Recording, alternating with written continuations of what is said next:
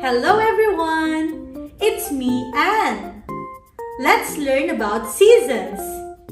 What season do you like and why?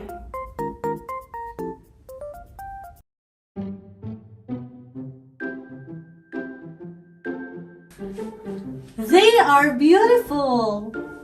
I like spring. Why? You can see beautiful flowers. That's right. How about you? What season do you like? I like winter. Why? I like cold weathers. I like to build a snowman.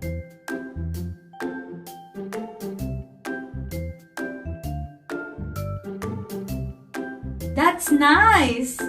Oh, look! It's Maru and Nina. Hi! Hello! Maru, do you like spring? No, I don't. Oh, I see. Then what season do you like? I like autumn. Why? I like beautiful colors like red, yellow, and brown.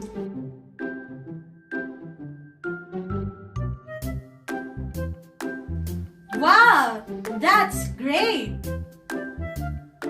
How about you, Nina? What season do you like?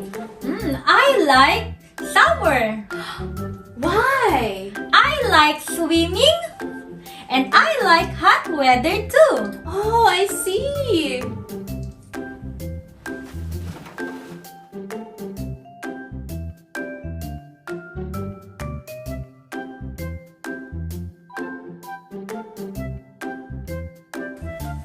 I like spring.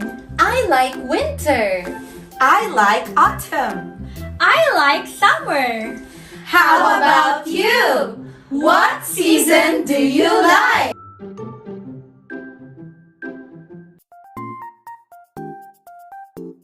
Okay, let's review the different seasons.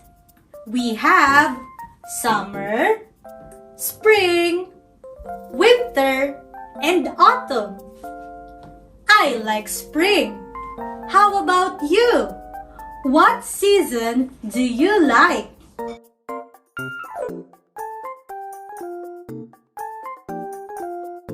Why?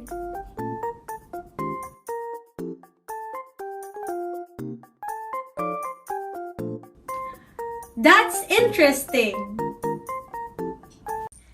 Thank you so much for joining us today. See you next time. Bye.